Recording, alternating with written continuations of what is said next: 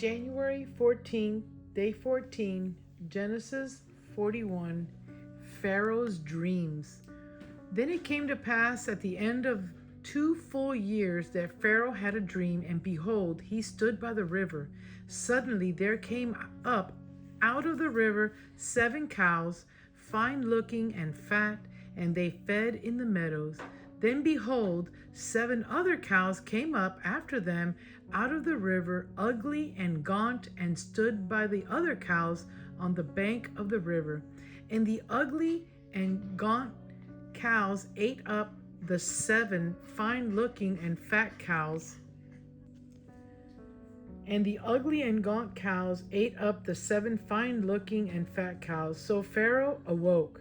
He slept and dreamed a second time, and suddenly 7 heads of grain came up on one stalk, plump and good. Then behold, 7 thin heads, blighted by the east wind, sprang up after them. And the 7 thin heads devoured these 7 plump and full heads. So Pharaoh awoke, and indeed it was a dream. Now it came to pass in the morning that his spirit was troubled, and he sent and called for all the magicians of Egypt and all its wise men. And Pharaoh told them his dreams, but there was no one who could interpret them for Pharaoh. Then the chief butler spoke to Pharaoh, saying, I remember my faults this day, when Pharaoh was angry with his servants and put me in custody in the house of the captain of the guard, both me and the chief baker. We each had a dream in one night, he and I. Each of us dreamed according to the interpretation of his own dream. Now there was a young Hebrew man with us there, a servant of the captain of the guard, and we told him, and he interpreted our dreams for us. To each man he interpreted according to his own dream, and it came to pass, just as he interpreted for us, so it happened, he restored me to my office, and he hanged him. Then Pharaoh sent and called Joseph. They brought him quickly out of the dungeon, and he shaved, changed his clothing, and came to Pharaoh. And Pharaoh said to Joseph, I have had a dream, and there is no one who can interpret it. But I have heard it said of you that you can understand a dream to interpret it. So Joseph answered Pharaoh, saying, It is not in me. God will give Pharaoh an answer of peace. Then Pharaoh said to Joseph, Behold, in my dream I stood on the bank of the river. Suddenly 7 cows came up out of the river, fine looking and fat, and they fed in the meadow. Then behold, 7 other cows came up after them, poor and very ugly and gaunt, such ugliness as I have never seen in all the land of Egypt. And the gaunt and ugly cows ate up the first 7, the fat cows. When they had eaten them up, no one would have known that they had eaten them, for they were just as ugly as at the beginning. So I awoke. Also I saw in my dream, and suddenly 7 heads came up, and one stalk full and good. Then behold, 7 heads, withered, thin, and blighted by the east wind, sprang up after them, and the thin heads devoured 7 good heads. So I told this to the magicians, but there was no one who could explain it to me. Then Joseph said to Pharaoh, The dreams of Pharaoh are one. God has shown Pharaoh that he is about to do what he's about to do.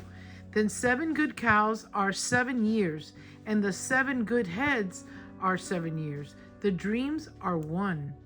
And the 7 thin and ugly cows which came up after them are 7 years, and the 7 empty heads blighted by the east wind are 7 years of famine. This is the thing which I have spoken to Pharaoh. God has shown Pharaoh what he is about to do. Indeed, 7 years of great plenty will come throughout all the land of Egypt. But after them 7 years of famine will arise, and all the plenty will be forgotten in the land of Egypt, and the famine will deplete the land. So the plenty will not be known in the land because of the famine following, for it will be very severe. And the dream was repeated to Pharaoh twice, because the thing is established by God, and God will shortly bring it to pass. Now, therefore, let Pharaoh select a discerning and wise man and set him over the land of Egypt.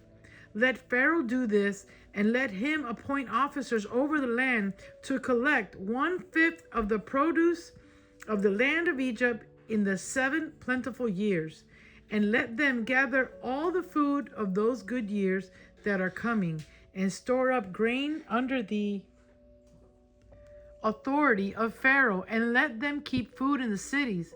Then that food shall be as a reserve for the land for the 7 years of famine which shall be in the land of Egypt, that the land may not perish during the famine.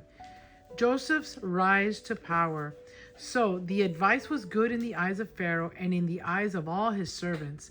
And Pharaoh said to his servants, "Can we find such a one as this, a man whom is the Spirit of God?" Then Pharaoh said to Joseph, "Inasmuch as God has shown you all this, there is no one as discerning, as wise as you. You shall be over my house, and all my people shall be ruled according to your word. Only in regard to the throne will I be greater than you." And Pharaoh said to Joseph, "See, I have set you over all the land of Egypt." Then Pharaoh took his signet ring off his hand and put it on Joseph's hand, and he clothed him in garments of fine linen and put a gold chain around his neck. And he had him ride in the second chariot which he had, and they cried out before him, "Bow the knee." So he set him over all the land of Egypt. Pharaoh also said to Joseph, "I am Pharaoh, and without your consent no man may lift his hand or foot in all the land of Egypt." And Pharaoh called Joseph's name Zaphnath Paaneah, and he gave him as a wife Asenath, the daughter of Potipharah, priest of On. So Joseph went out over all the land of Egypt. Joseph was 30 years old when he stood before Pharaoh, king of Egypt. And Joseph went out from the presence of Pharaoh and went throughout all the land of Egypt. Now in the 7 plentiful years the ground brought forth abundantly. So he gathered up all the food of the 7 years which were in the land of Egypt, and laid up the food in the cities. He laid up in every city the food of the fields which surrounded them. Joseph gathered very much grains, as the sand of the sea, until he stopped counting, for it was immeasurable. And to Joseph were born 2 sons before the years of famine came, whom Asenath, the daughter of Potipharah, priest of On, bore to him. Joseph called the name of the firstborn Manasseh, for God has made me forget all my toil and all my father's house. And the name of the second he called Ephraim, for God has caused me to be fruitful in the land of my affliction. Then the 7 years of plenty which were in the land of Egypt ended, and 7 years of famine began to come, as Joseph said. The famine was in all lands, but in all land of Egypt there was bread. So when all the land of Egypt was famished, the people cried to Pharaoh for bread. Then Pharaoh said to all the Egyptians, "Go to Joseph, whatever he says to you, do." The famine was over all the face of the earth, and Joseph opened all the storehouses and sold to the Egyptians. And the famine became severe in the land of Egypt. So all countries came to Joseph in Egypt to buy grain, because the famine was severe in all lands. Joseph's brothers go to Egypt. When Jacob saw that there was grain in Egypt, Jacob said to his sons, "Why do you look at one another?" And he said, "Indeed, I have heard that there is grain in Egypt. Go down to that place and buy for us there, that we may live and not die." So Joseph's 10 brothers went down to buy grain in Egypt. But Jacob did not send Joseph's brother Benjamin with his brothers, for he said, "Lest some calamity befall him." And the sons of Israel went to buy grain among those who journeyed, for the famine was in the land of Canaan. Now Joseph was governor over the land, and it was he who sold to all the people of the land. And Joseph's brother came and bowed down before him with their faces to the earth. Joseph saw his brothers and recognized them, but he acted as a stranger to them and spoke roughly to them. Then he said to them, "Where do you come from?" And they said, "From the land of Canaan, to buy food." So Joseph recognized his brothers, but they did not recognize him. Then Joseph remembered the dream which he had dreamed about them and said to them, "Are you spies? You are spies. You have come to see the nakedness of this land, of the land." And they said to him, "No, my lord, but your servants have come to buy food. We are all one man's son. We are honest men. Your servants are not spies." But he said to them, "No, but you have come to see the nakedness of the land." And they said, "Your servants are 12 brothers, the sons of one man in the land of Canaan. And in fact, the youngest is with our father today, and one is no more." But Joseph said to them, "It is as I spoke to you, saying, you are spies. In this manner you shall be tested by the life of Pharaoh. You shall not leave this place unless your youngest brother comes here. Send one of you and let them bring your brother, and you shall be kept in prison, that your words may be tested to see whether there is any truth in you, or else by the life of Pharaoh, surely you are spies." So he put them in all together in prison for 3 days. Then Joseph said to them the third day, "Do this and live, for I fear God. If you are honest men, let one of your brothers be confined to your prison and house, but you go and carry grain for the famine of your houses, and bring your youngest brother to me, so your words will be verified, and you shall not die." And they did so. Then they said to one another, "We are truly guilty concerning our brother, for we saw anguish of his soul when he pleaded with us, and we would not hear. Therefore this distress has come upon us." And Reuben answered them, saying, "Did I speak to you, saying, 'Do not sin against the boy'? And you would not listen. Therefore, behold, his blood is now required of us."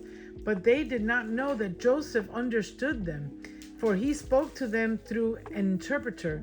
And he turned himself away from them and wept. Then he returned to them again and talked with them.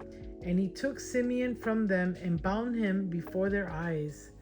The brothers returned to Canaan. Then Joseph gave a command to fill their sacks with grain, to restore every man's money to his sack, and to give them provisions for the journey. Thus he did for them. So they loaded their donkeys with the grain and departed from there. But as one of them opened his sack to give his donkey feed at the encampment, he saw his money, and there it was in the mouth of his sack. So he said to his brother, "My money has been restored, and there it is in my sack." Then their hearts failed them, and they were afraid, saying to one another, "What is this that God has done to us?" Then they went to Jacob their father in the land of Canaan and told him all that had happened to them, saying, "The man who is Lord of the land spoke roughly to us and took us for spies of the country. But we said to him, 'We are honest men, we are not spies. We are 12 brothers, sons of our father. One is more, and the youngest is with our father this day in the land of Canaan.'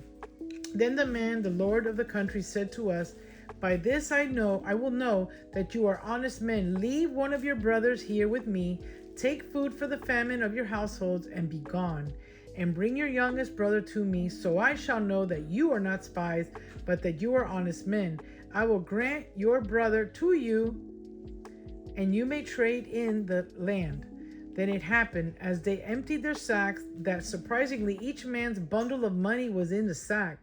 And when they and their father saw the bundles of money, they were afraid. And Jacob, their father, said to them, 'You have bereaved me. Joseph is no more. Simeon is no more. And you want to take Benjamin? All these things are against me.' Then Reuben spoke to his father, saying, 'Kill my 2 sons if I do not bring him back to you. But put him in my hands, and I will bring him back to you.' But he said, My son shall not go down with you, for his brother is dead, and he is left alone. If any calamity should befall him along the way in which you go, then you would bring down my gray hair with sorrow to the grave. Today's Psalms 14, folly of the godless and God's final triumph. The fool has said in his heart, there is no God. They are corrupt. They have done abominable works. There is none who does good. The Lord looks down from heaven upon the children of men to see if there are any who understand, who seek God. They have all turned aside. They have together become corrupt. There is none who does good. No, not one. Have all the workers of iniquity no knowledge, who eat up my people as they eat bread, and do not call on the Lord? There they are in great fear, for God is with the generation of the righteous. You shame the counsel of the poor, but the Lord is his refuge. Oh, that the salvation of Israel would come out of Zion. When the Lord brings back the captivity of his people, let Jacob rejoice and Israel be glad. Amen.